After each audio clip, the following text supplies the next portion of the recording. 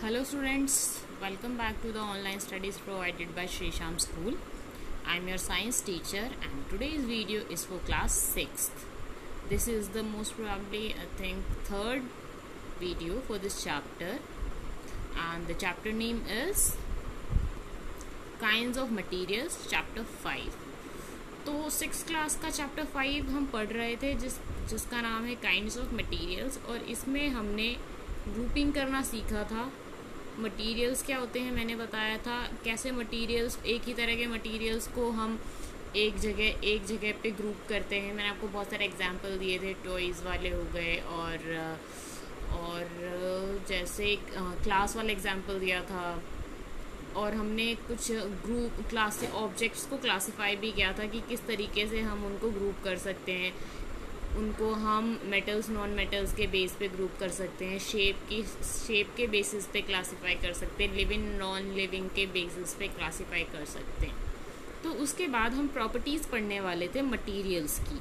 तो आज हम प्रॉपर्टीज से स्टार्ट करते हैं। तो जो पहली प्रॉपर्टी है हमारी वो है रफनेस। रफनेस का मतलब होता है कि वो मटेरियल कितना सॉफ्ट है, कितना हार्ड है, रफ है, कैसा है। Surface of material can be rough और स्मूथ। जो सरफेस होता है मटेरियल का वो रफ और स्मूथ, या तो रफ हो सकता है खुरदरा सा, और स्मूथ मतलब स्मूथ बिल्कुल प्लेन भी हो सकता है। सर्टेन मटेरियल्स हैव बम्प्स और रिजेस ऑन देयर सरफेसेस। कुछ मटेरियल्स ऐसे भी होते हैं जिनके सरफेस पे क्या होता है, बम्प्स होते हैं। जैसे ब्रेकर देखा होगा आपने, उस तरीके के बम्प्स होते हैं या रिजेस बोलते हैं उसको। Which can be felt by touching them. जैसे हम उनको टच करेंगे तो क्या होगा, वो हमें फील भी होगा। जैसे सपोज कीजिए आपके स्किन पे अगर कोई एक्ने हो जाता है या कोई फुंसी हो जाती है तो जब टच करते हो तो फील होता है ना। तो ऐसे ही सरफेस पे अगर कोई बम्प होगा तो वो हमें फील होगा। Such materials are said to be rough. इन मटीरियल्स को हम रफ बोलते हैं जिनके सरफेस पे कोई बम्प होता है या खुरदरा फील होता है हमें, इस तरह के। Example of rough materials are like, example देखिए जैसे रॉक हो गए, सैंड पेपर हो गए, बार्क ऑफ अ ट्री हो गया, पेड़ की छाल।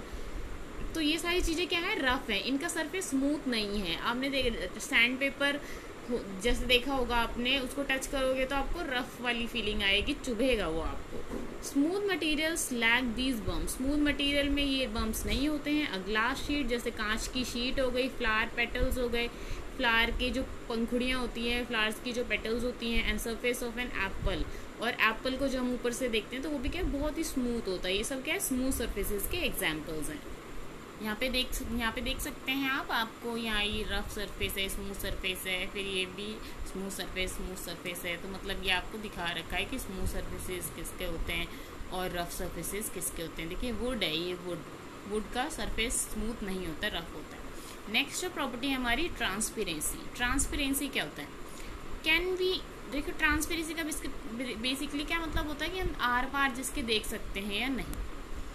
कैन वी यूज वुड और metals to make window panes. क्या हम वुड मतलब लकड़ी का या किसी मेटल का यूज करते हैं विंडो पेन्स बनाने के लिए। जो हमारी खिड़की में जो शीशे लगे होते हैं, वो जो पेन्स लगे होते हैं, क्या हम वहाँ पे लकड़ी लगा सकते हैं? नो, नहीं। This is because a window made up of glass allows us to see things outside.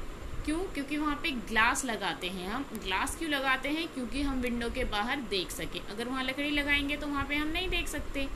We would not be able to see through a window made up of wood और आयरन। अगर लोहे या लकड़ी की window pane बन गई तो वहाँ से हम आर पार नहीं देख सकते, बाहर नहीं देख सकते। बाहर क्या हो रहा है हमें कुछ नहीं दिखेगा।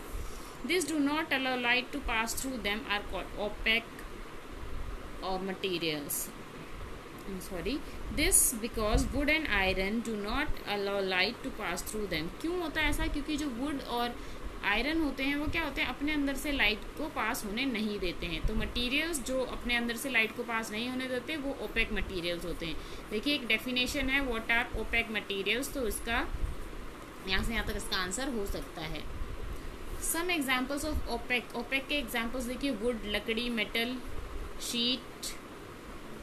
शीट ये एक साथ ही है, लीफ, स्टोन एंड कार्डबोर्ड, ये सब क्या है, एग्जाम्पल्स हैं जो ट्रांसपेरेंट मटेरियल नहीं है, ओपेक मटेरियल के। ट्रांसपेरेंट के क्या हो सकते हैं, ट्रांसपेरेंट के जैसे ग्लास हो गया, और मिरर नहीं कह सकते हम, ग्लास हो गया, और जो पॉलीथीन होती है प्लास्टिक, कुछ प्लास्टिक ऐसा होता है जिसके आर पार हम देख सकते हैं।